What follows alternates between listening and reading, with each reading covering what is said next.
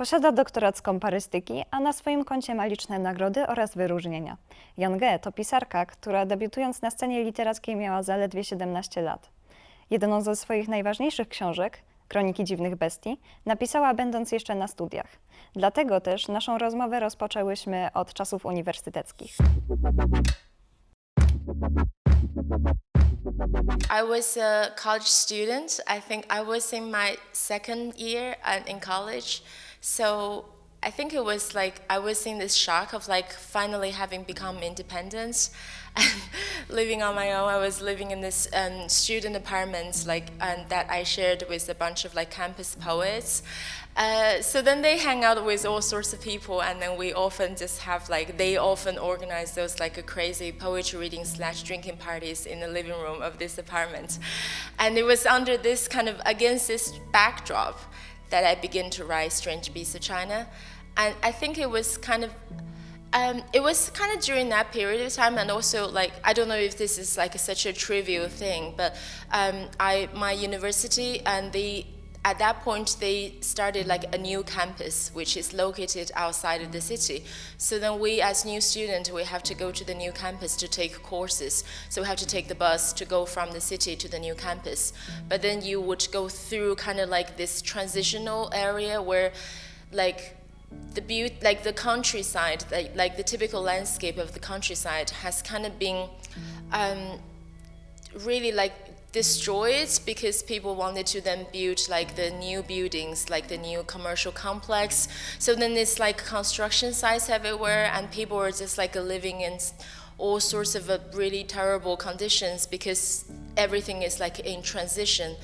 And I think that image, if you think about it, it's really prevalent in Strange Beasts of China, of a city in ruin, almost like all the things were being taken down, and people were just struggling finding their places. The people I was living with in the student apartments, they were having this really artistic wild, at times maybe also quite melancholic gatherings of I remember once people were playing African hand drum and then chanting poems about a peach tree, if I remember clearly. But there was just those strands of emotions of maybe despair, of horror, of maybe slight hope and poignancy. When people ask me, how do you work as a writer, how do you respond to the ongoing reality, to how the world is wildly turning into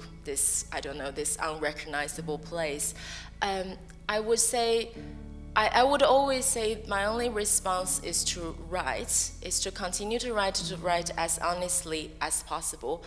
And the best thing I can do is to be absolute, sincere and honest, even to my biggest fears, to the darkness inside me. Everybody has a lot of identities. You're an individual. I'm my husband's wife, my son's mother. I am my student's teacher, etc. I'm my dad's daughter. I think among all those identities, to me, my primary identity is a writer, and that is more important than anything else. But to me, I think being a writer does not necessarily mean to be published, to do a writer's event like this. It just means I have to write. It just means I need to go to the space that is a personal space, and then I begin to, again, face the page, and I write. I face myself. The practice of writing really is the exercise of solitude, of how one deals with one's solitude. And Harold Bloom, this American new criticism scholar, he said, the ultimate form of solitude is death. So I really think of my writing as a daily exercise on practicing how to deal with solitude, and is how to deal with death. And I think that's something we all deal with as soon as we were born. I think maybe when you're young, it's not persistent. You don't really think about it every day. But I think it's there, and this is the ultimate question, obviously, without even I feel silly even having to say it out loud. And I feel so for me, writing is existential. Writing is my way of dealing with That is a very interesting approach. And tell me, what inspires you the most during writing? So I started writing when I was a teenager. When I was in high school, and then I was like a high school student in China. So we all have to wear like the school uniform, which is like objectively ugly. It's like this really like just like a loose fitting like tracksuit. It's just like disgusting, and we all have to have the same haircut. So as a girl, your hair is never supposed to be longer than your earlobes.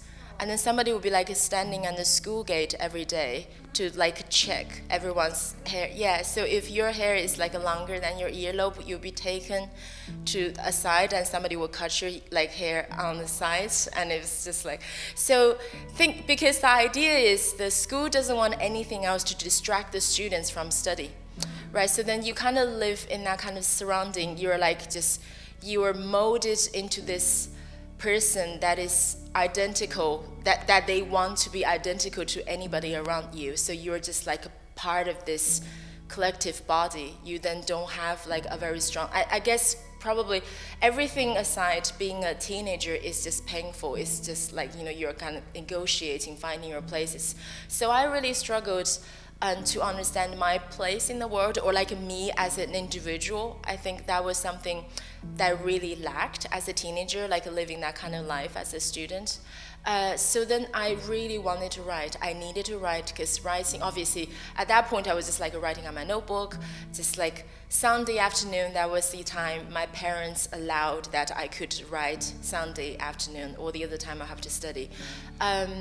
But like just doing that like secretly in my bedroom, like on my notebook, and that made me feel like I am an individual. If anybody wants to be a writer, the most important thing is self-discipline. The most important thing is to write. It doesn't matter if you're inspired or not. The most important thing is to persevere, really, if I may use that word, kind of maybe slightly melodramatically, considering what's happening with all the other people having all the other occupations, using perseverance for writing is a bit of an overblown. But I think that is the most important thing for me, is to, because sometimes you feel really low. Like most of the time, I think the longer you write, the more doubtful that you feel of yourself. You kind of, everybody I know, like writers around me, we all more or less have this like, imposter syndrome. We never thought, I never really thought, even now, like I could write. So it kind of just actually gets more and more difficult. And this self-doubt could be really crippling. So I feel nowadays, most of the time, I'm just managing this, like trying to tell myself, it doesn't matter how you feel today, it doesn't matter if you feel inspired, or you think you have never written anything good, it doesn't matter. You just need to go to your desk, face your computer for 2 hours, and you have to just do that every day. Yang urodziła się w Chinach, w Syczuanie, jednak od pewnego czasu mieszka w Irlandii. Książki pisze zarówno w języku chińskim, kultywując rodzimy dialekt, jak i angielskim. Więcej o tym opowiedziała nam pani Olga Drenda, felietonistka i antropolożka. Yang pojawi się u nas w pewnym sensie pod postacią 2 autorek w jednej osobie, to znaczy autorką chińskojęzyczną i autorką angielskojęzyczną, ponieważ od dawna już mieszka w Europie i pisze od pewnego czasu także po angielsku, bo Kroniki dziwnych bestii, które ukazały się w polskim przekładzie, były oryginalnie napisane po chińsku, natomiast gdzie indziej zbiór opowiadań, który ukazał się w tym roku, już powstał po angielsku, też wiąże się z tym doświadczeniem funkcjonowania pomiędzy kulturami i pożyczania sobie z nich w rozmaitych perspektyw czy dzieł kultury. Zapytałam też samą autorkę o to, jak postrzega pisanie w 2 tak różnych od siebie językach. Most of my books obviously in Chinese. And then ever since I think maybe 2017, I began to gradually write something in English, and then now I am writing mostly in English. I don't really know if I will be able to write like a novel, for instance, in Chinese anymore. I'm just about to finish my novel in English. So yeah, it's kind of like, it's a very volatile situation in the sense I don't think there's a clear like things don't go as planned, basically. Like, I don't think I could be like, oh yeah, I'm gonna write in 2 languages and that's how it's gonna be. I think it's always like a bit of a, cause then you're kind of like, more or less, you're like a 2 writers, having 2 different writers' identities and different approaches in writing existing in one person. English has now become my dominant language. Like, I feel much more myself in English, because, you know, I read, I think, I live my day-to-day life, or my my life as, may I say, like an intellectual, my critical thinking life in English. So then I think that is the me in English that needs to be expressed urgently then on the page. So then that's what I write with, like in English. So it's in a way like I don't think it's like necessarily a choice. It's like I was trying to write something because I at one point, like I was really trying to finish my novel in Chinese. I did end up finishing it, which I started before I moved to Dublin, before I left China. But then it was very difficult finishing that novel in Chinese. It took me about 2 years to write like about 5 chapters. Which was like, I used to write like Strange Beasts of China. I would be able to like, I typically wrote like a chapter in a day, like in 12 hours I would write a chapter and that's it. So then I wrote really, really fast, I used to, and like, so then like for 2 years, 5 chapters is just like an impossible situation. And you're always writing as an outsider. So when I'm in the Chinese language writing, I'm writing as a woman. And most of the time when I was writing in Chinese, I was writing as a young woman whom people think she's just like this frivolous girl and she doesn't really know anything. She doesn't really know what serious literature is. And then I think for so long when I was writing in Chinese, I was writing against that. I was writing up to the power center, to the serious male figures in the literary circle.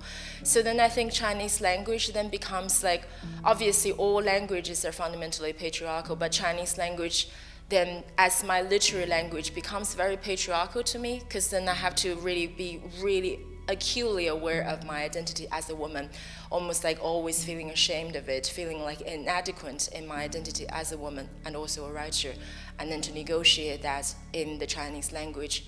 And I think now we come to English, obviously I'm still an outsider, I'm like this big fat outsider. As you can see, English is the colonizer's language. So then you're coming to English from a different angle, but still an outsider. You're still like, I often say like, my writing in English is me writing against English. That's the only way I can write in English, otherwise I won't be able to write in English. I wouldn't allow myself to write in English, and I have to write against English as an outsider. Because the post-colonial situation, the fact that English is the lingua franca, that everybody, including myself, speaks, or like I'm working in English, it's not like a coincidence or my personal choice, it really is part of this post-colonial phenomena. So against this backdrop, when I write in English as an outsider, I have this duty to write against it. So then that's I guess then, but that tension also really provides this momentum for me. It is this tension that propels me to continue to write, to create, to think as a writer in English, what should I do? That tension intrigues and excites me, because if there's no tension, there's no momentum, you don't have anywhere to go then. So then in a way that is also good, but it's a daily struggle.